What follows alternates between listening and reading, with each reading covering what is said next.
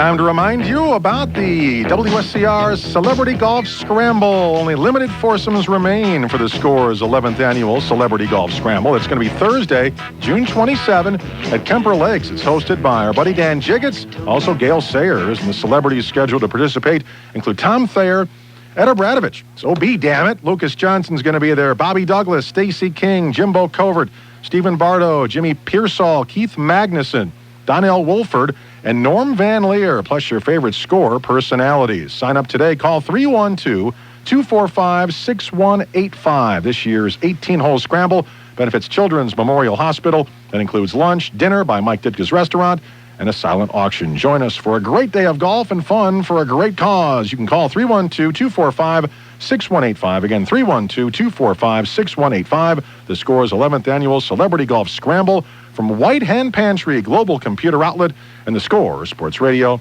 670. Boy, reading Keith Magnuson's name in print reminds me, when I was a kid, growing up in Palatine, there was that puck, pass, and shoot competition that I went and participated in, sponsored by Maggie, and it was like 7-Eleven, I guess it was. Magnuson, or 7-Up, that's what it was, 7-Up. Oh, man, back in the old days. All right, let's go to the phone line, shall we? Mark Vasko here on the Score Sports Radio 670. It's 312-644-6767. Certainly talking a little Cubs Sox right now. We go to Matt in Orland Park. Hey, Matt. Hey, Mark, how you doing? Good. You know, I think the reason that the series isn't as exciting this year is because since '98, I guess, there's always been a team one of the teams has been in contention when they've played. And this year, even though the Sox are 4 out, I think we Sox fans are so disgusted with the way they've played that I really am. I'm sickened by what's happened this year. There's games where I can tell in the first inning that we're going to lose just because they phone it in. It's been a terrible season. It just I see them playing without any heart at all. And it's today another example. It's really kind of depressing. And you know what happens is I think the same thing that happened to Cub fans in '98 happened to us in 2000. We thought we had a good team that was going to contend for a while, and it turned out it was just a blip. We really had a 500 team with a bunch of career years. Well, you know, and Paul Konerko made a comment after the game today, and I'll see if I can find it and play it maybe here even at the bottom of the hour update. Konerko was asked about the team's intensity, and he said, hey, this isn't football. You don't get all psyched up to play. Baseball's a different game. I'm like, well, what are you smoking? What are you talking about? Right. Like, you can't just go out there and throw your glove out there and expect to play. You got to get ready for big games, and right now they're all big games because they're letting it slip away. Can I ask you a question? Yeah. Lately, things have not been that bad from the pitching standpoint for the White Sox. It's starting-wise not nearly as bad as I expected. And Garland's been decent, and Wright's not great, but he hasn't been as bad as I thought either. And it seems to me that when the bats were dying and we were playing a bunch of close games, that Jerry Manuel was outmatched. He managed himself into a corner in a couple games, and he had the game where Carlos Lee bunted for the second time. Oh. And I don't know if you recall that game, but after Lee got picked off third, there was a runner on second and 2 outs, and they left Mark Johnson in the bat. I mean, it was just on a 2-0 count, and everybody was on the bench still. And I watch, and in 2000, the games were always so lopsided one way or the other that you didn't see too many tense situations. But then when we got in those run-one games with Seattle, Lou Piniella slapped Manuel all over the field. And I just see what's happening now, and I really think that his job, if it's not in jeopardy, it should be with the way this team's playing. Well, and that's everybody's mental toughness. It's even the coaching staff's mental toughness. Are they on top of things? You know what I'm saying? Yep. And I think they've won one game all year when they're trailing after the 6th inning. Right. That was that Mets game the other day. I mean, that's brutal. With that team's lineup, that's horrid. I don't know how that could possibly be. Well, this is one of those situations where even though they're out, I wouldn't mind seeing a second white flag trade. Because this team has bad chemistry. There's no way they're going to catch Minnesota. I can't possibly see it, and there's something just terribly wrong.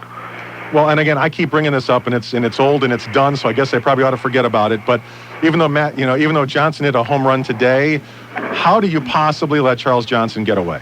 Right, exactly. What was the point of that? How did they think they were going to add to the catching position by bringing in Sandy Alomar? And do you realize what a benefit is to have a catcher that can hit? I mean, it happens so rarely. That's just a huge advantage to have a catcher that can hit home runs. And there's so few, and to let a guy like that leave is ridiculous. And he plays much better defense than any of the guys they have, and he hits a heck of a lot better than both of them do. So. Without a doubt. Take care, buddy. All right, thanks a lot for the call. I really appreciate that. And, there's no question that they've made bad moves in the front office, in my estimation. Again, the whole Pittsburgh pitching trade, i.e., and again, letting CJ get away.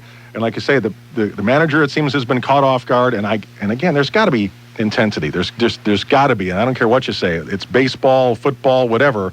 You've got to be mentally ready. Let's go to Rich in Kewanee. Hey, Rich. Hey, what's going on? Hey, you're going on now. What's on your mind? Yeah, I got to disagree with you about not wanting to play the White Sox-Cubs interleague series every year. Okay. I got to say, especially this year, being a Cub fan, I mean, you don't have much to look forward to. And without the benefit of playing playoff games or anything like that, not only from the fan but the player's perspective, the intensity of the games, I mean, at least it brings some excitement to Wrigley Field or the city. I mean, if you're not gonna make the playoffs, this is as close as it's gonna get. Let's win the series of the city. Yeah, that's sad but true. Sad but true. Well, yeah, I want to play it, but I only want to play 3. I don't want to play 6. I think this was huge for the Cubs, obviously, since they've won the first 2. They're another team that's been really lethargic, and I think full houses, the importance of the series, all the attention, it did get the juices flowing, and I think that has been a key to them because they've been sleepwalking too. Tell me, what's your take on Don Baylor? I mean, do you think it's time for him to go, or do you think they gotta let him ride out the rest of the season to see how it plays out? Well, I wanted him to go 2 weeks ago. I came on here and said, you've got to get rid of him, and you got to do it now. And it didn't happen, and it hasn't happened. And it still has to happen. I've won 2 in a row, but there's so many things he does I disagree with, and he doesn't manage young players correctly. Bobby Hill still should be the second baseman.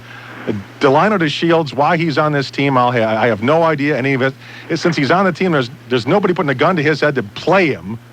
I've always been a big supporter of Don Baylor, but I mean, just seems over the last month, the team just isn't responding to his coaching, or I don't know what the deal is. I was real disappointed to see today that Patterson sat out again. I know. Explain that to me. I don't get it, because here's the guy who you claimed as your top prospect, the top guy, the guy that's going to be the superstar of your organization in the future, and they're scared to even put him out there against lefties. Well, if he's going to play every day, he's got to be able to hit lefties. Absolutely. And Burley is a great lefty, don't get me wrong, but he doesn't throw 100 miles an hour. Exactly. He's not the kind of guy Patterson's going to be diving out of the box to get out of the way of his fastball. That's the lefty he should be trying to learn against. You're right. And, I mean, obviously, Darren Lewis got a big hit today, but, I mean, let's face it, who's the better center fielder? It's Corey Patterson, plus he's your future. He should still be playing every day. Bobby Hill should still be playing every day.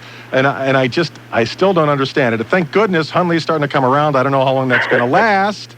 Yeah. But again, he sticks with the veterans forever, but the young kids he gives up on automatically. Well, that's ridiculous. Oh, I hear you. All right, Rich, I appreciate the call, man. Thanks. Thanks a lot. All righty. So again, Rich from Kewanee. We've got some open lines, but we need to take a break. We'll come back and we'll give you a sports update. And we've got that Konerko cut that I have a problem with, and we'll see if you do as a Sox fan too. We'll play that during our update as well. But again, some lines open, 312-644-6767. I'm Mark Vasko here until an hour from now when it is Chicago Rush football. It's here on the Score, Sports Radio 670. Scoreboard update on the Score, Sports Radio 670.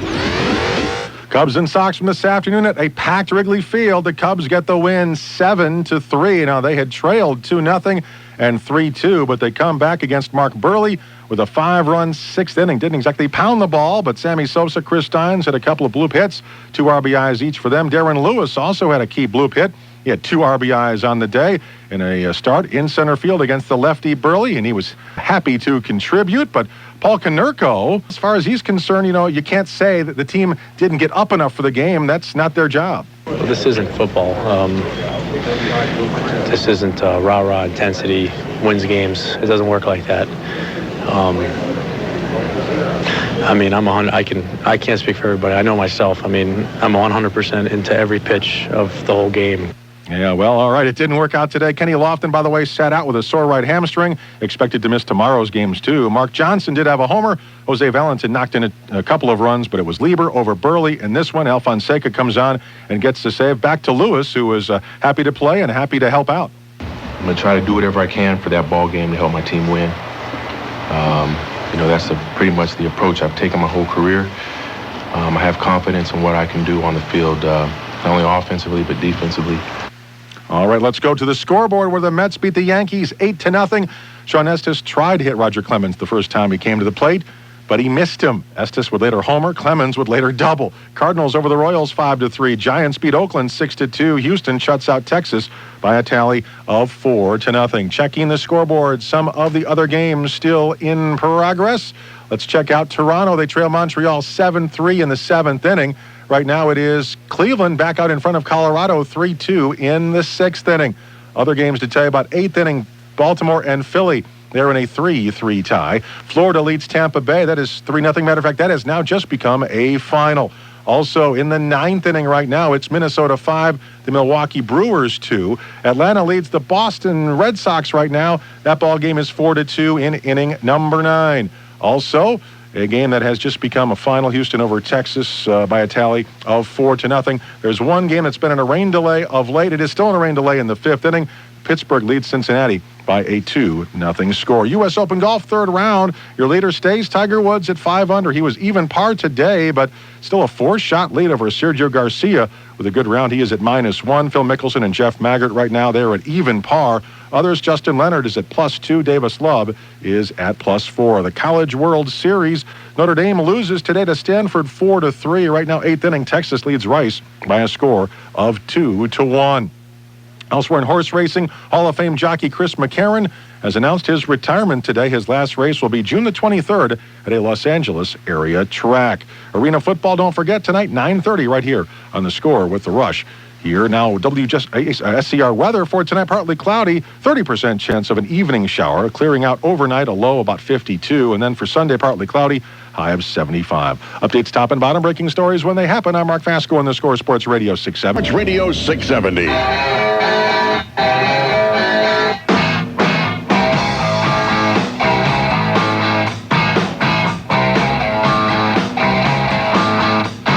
Welcome back to The Score, Sports Radio 670. I'm Mark Vasko here for just about another hour. Rush football is at 9:30, taking your Cubs Sox calls or whatever else is on your mind. Of course, you know the number, 312-644-6767. Have some open lines, and I want to toss out this, haven't mentioned yet, of course, defensively for the White Sox. Well, they've got to tighten the ship, man. They just absolutely have to tighten the ship. Jose Valentin, well, that was a rough decision. I mean, you know, I guess you can't blame him too much. He made a split-second decision. It was the wrong one, but it cost him dearly. With Alou straying a little bit off of third, he thought. So Valentin goes to dive and tag him to maybe get the out there on the ground ball from Gonzalez. But the tag is not in time. Alou gets back, and now you've got the bases loaded. You didn't get the out that you wanted. I realized at that point, you can't let that run score. But you've got to look them back, and then you've got to make your throw. And, you know, if your look doesn't do the job, well, then you've got to run, you know, and maybe hopefully get a rundown. I guess that's what he was hoping, and it just didn't happen. Well, that really, really cost him. And then Konerko on a ground ball right at him. Boy, that was a ball he just, I mean, fundamentally, you got to get down on that ball. And he just sort of bent over. Knees were bent a little bit, but he didn't get all the way down. The ball didn't come up for him. He tries to get down at the last second. And that didn't work, and it runs up and over his body. And you just, boy, especially when you're scuffling to score runs like they have been, you can't be giving other teams extra outs, even the Cubs, for goodness sake. Even they will come back and score on you, and that's just what happened again this afternoon. And, boy, again, if you're not going to get the key hits like they just have not gotten, you better at least help out your pitcher and make all the outs humanly possible. So the combination of, again, some rough spots defensively and not getting the job done offensively has doomed the White Sox for the first 2 games of the series, but they got to get back in this thing in a hurry. And they've got to do it now. You mess around long enough, and all of a sudden Cleveland, the door will be open.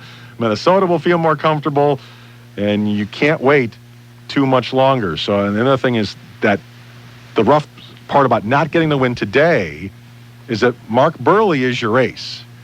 So now you can't say, all right, we're in a slide, but now our ace is coming up. He's our stopper. He's going to, you know, turn things around for us. Well, you've already gone by Burley now, and the Cubs rotation is a pretty good one. So, you know, now you got to face Wood tomorrow, and you got to get it. You don't want to get swept 3 at Wrigley Field to send you on your way to leave Chicago go on the road trip against other NL teams where you can't use, Frank, I guess, or however they want to use this, and then you've got Minnesota coming in. So tomorrow for them is a big game. It just is. It's a big game for both teams because the Cubs need to get something going. Obviously, as far under 500 as they are, they need to do a thing where they win 9 out of 10. You know what I mean? They've got to do those kind of things if they have any thought of getting back in this thing. So they got to win this game and ride that momentum on. And again, they've got the starting pitching maybe to do that. But the White Sox, you can't blame pitching. I mean, you really can't. Burley was outstanding for a while, but the offense didn't help him out. Defense lets him down. His pitch count is up.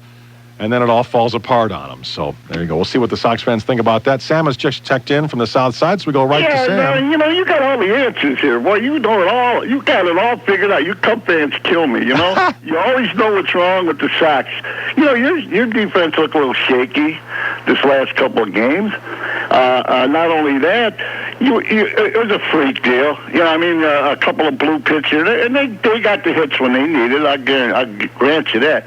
But as the Sox habit is, tomorrow they explode like they'll do every couple of games, and that sets the Cubs right back. In other words, you can't get too euphoric over this, Oh, absolutely. I mean, I understand because the Sox were in this position last year. But you've got it all laid out pretty good. I mean, you got it all figured out. So I want you to call Manuel up and straighten them out and get these things going. I thought Manuel should have pulled Burley when he realizes that this guy's got 3 hits against him. And the guy has delivered with the bases loaded. These are the things managers have to manage from their gut with, see. Yep, they've got to pour over those stats before the game. Well, they've got to know those things. And like you say, you got to go with your gut. I'm sure he knew that. But, I mean, it's just a thing. He pulls the guy out. He gets hammered for it. He lets the guy in. He's going to get you can't win. Well, right? That's certainly true. Sam, thanks a lot, man. Well, we'll see you at Sox Park in a couple of weeks. All right, there you go. Yeah, I'm not saying I have all the answers. These are my opinions. That's why I'm here, And again, feel free to disagree, then come on. I'm not saying I'm the know-it-all and I know everything, but this is what I feel about it, and if you disagree, then you tell me why. I mean, that's all there is to it. But as I look at the game, boy, as I was watching the game, I'm saying, you got to get him out now. And then they didn't. And then Steins comes through, and all of a sudden it's a whole different ball game. And of course, it's easy to second guess, for goodness sake. We're sitting on our couch. We're not in the dugout, and we don't have to deal with the guy after we pull him. And so it's easy for us to say. But you've listened to the calls all afternoon with T-Dub. What do you think, man? Well, I'll tell you something, Art. The first thing that's funny is, I'm glad Sam called and picked up the phone and everything, but he said, let me tell you, you guys, let me tell you, all the Cub fans over at your station, you always talk about the Sox.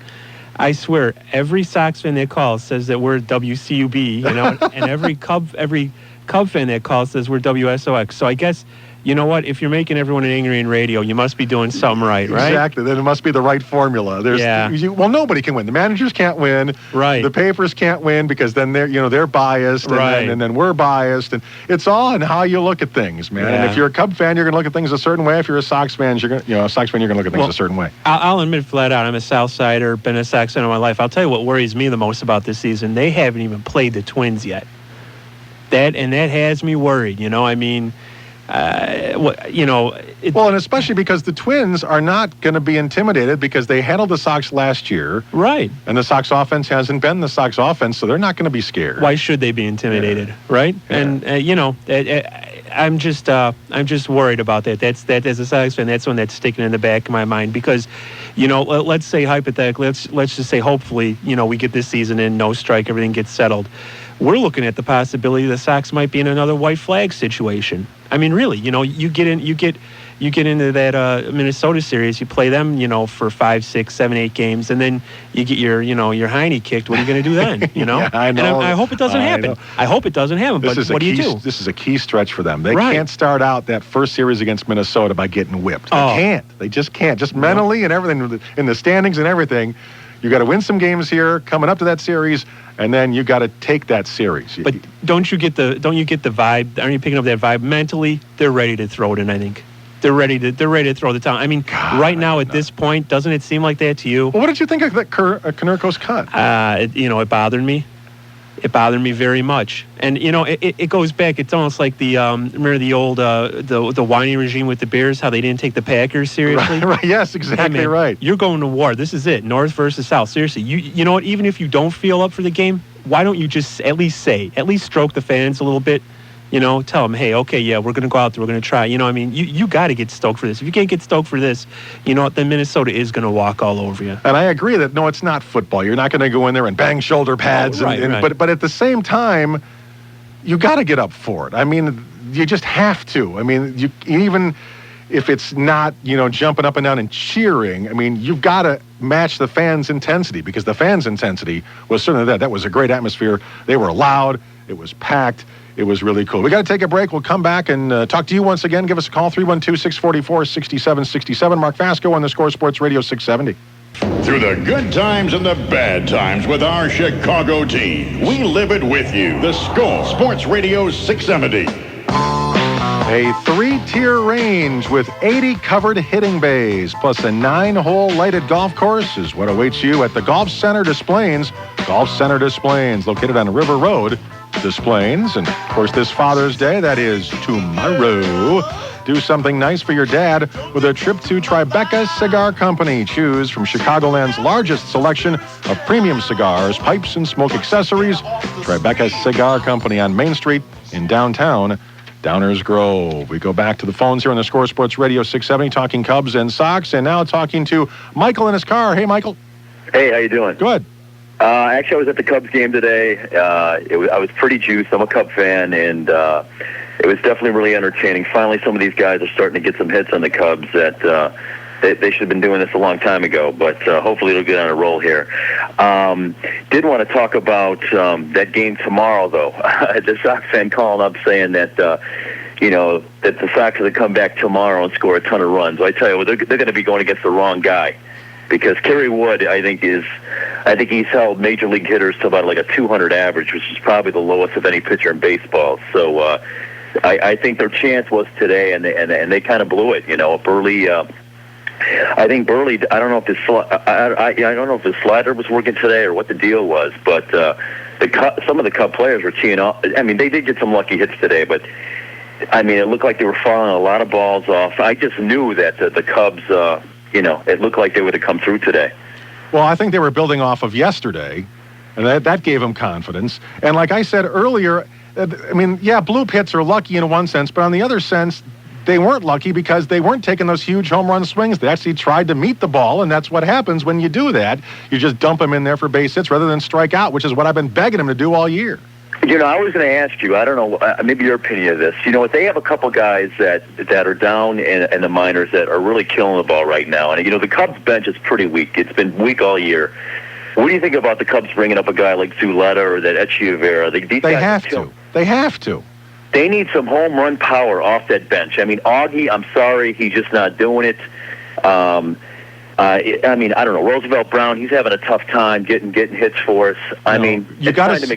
You got to send Rosie down and get him at bats every day for about 3 weeks to get him back in sync again. And I believe Rosie's a good hitter. Believe me, I think Roosevelt Brown can be a major league hitter. But you know what? He doesn't get a lot of at-bats. Nope. Send him down, get him hot again, and maybe bring him up in another month or two. And bring up Zuleta, because you don't have that three-catcher thing anymore.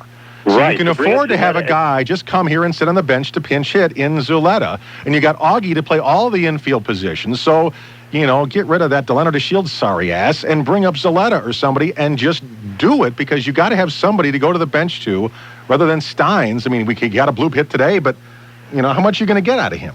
Yeah, and real quick, another guy they should bring up. Fisaro is done. Fisaro, get him out of there. There's a guy down at AA, Steve Smythe. Yeah, Smythe. He's ready. He's a lefty. He throws mid-90s. He's ready. He's ready to come up and play. So I say bring him up and... yeah, but Baylor would never pitch him because he's a young guy, and he doesn't like young guys. Well, he pitches Pryor, though. He at least pitches Pryor. Well, because he's not dumb. Cruz. I never said Baylor was dumb. He's smart enough to know that Pryor's got the goods. But the other guys, you have to do it every single time, or he gets down on you. Another thing, they got to trade Beret and put Cruz in that starting rotation. Cruz should be in that starting rotation, not in the bullpen. I don't know what to do with Cruz. You can't fault Beret. He's been really good, but Yeah, I don't know. The reason they didn't pitch Cruz that third inning was because they thought they were lucky to get the 2 good innings out of him and didn't want to press their luck.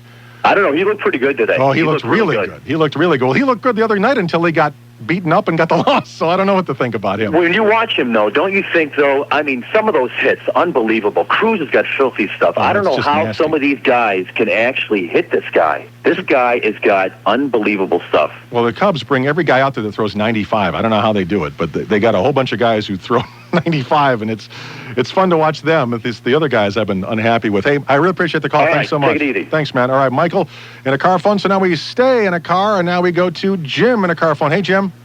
Hi, guys. I got to tell you, I'm the longtime Sox fan, and I'm not a big Cubs fan. The Cubs don't bother me. It's their fans that bother me. But I got to tell you, being a Sox fan, I'm a realist, and this Sox team is just, this is like a wet suit. They're terrible. There's no chemistry. They're flat. And I'm telling you right now, I think Cubs are a lot better, and I'm seeing much better. I'm seeing some effort and some juice.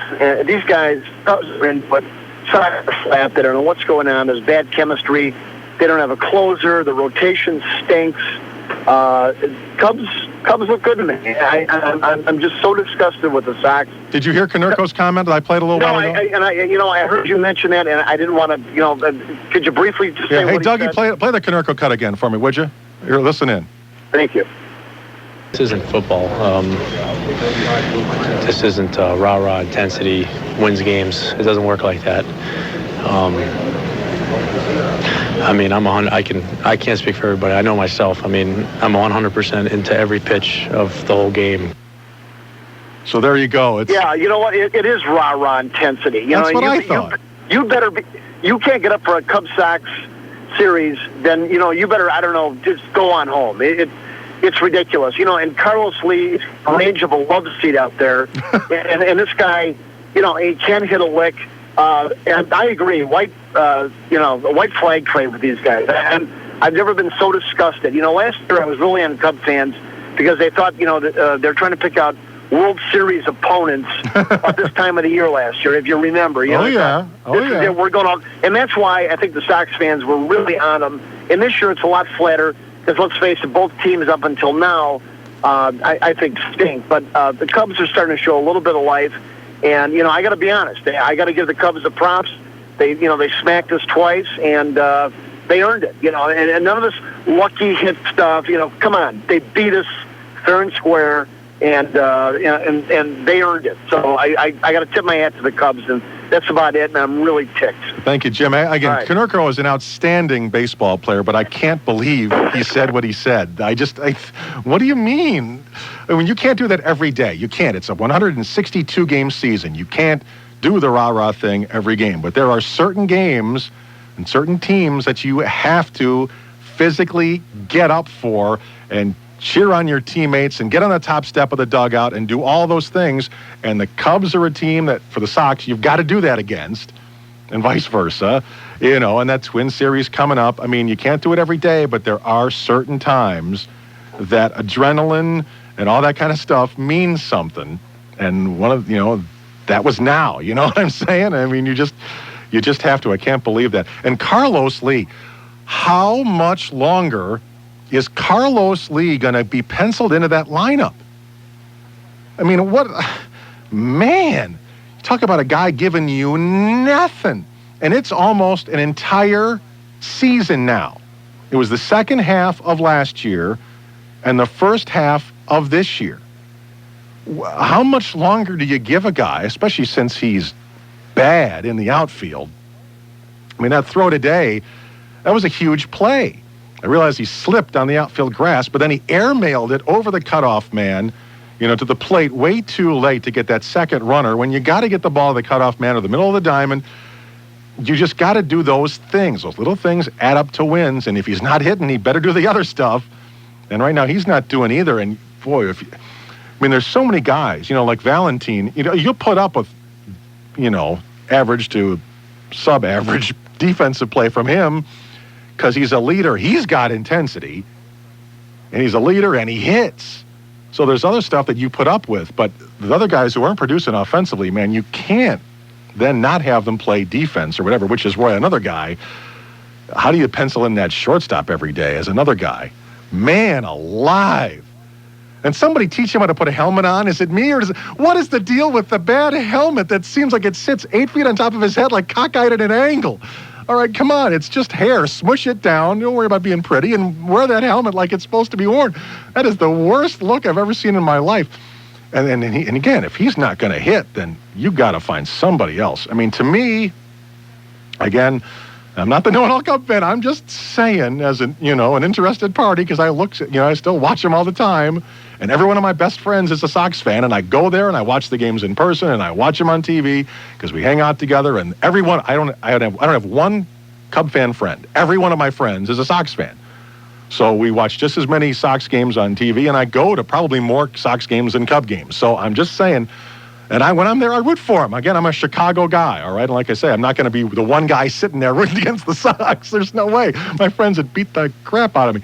So I'm just saying, how in the world do the same things... I mean, how can Valentin at short? I don't care if he's a butcher or not. Creedy's at third. Valentin's at short.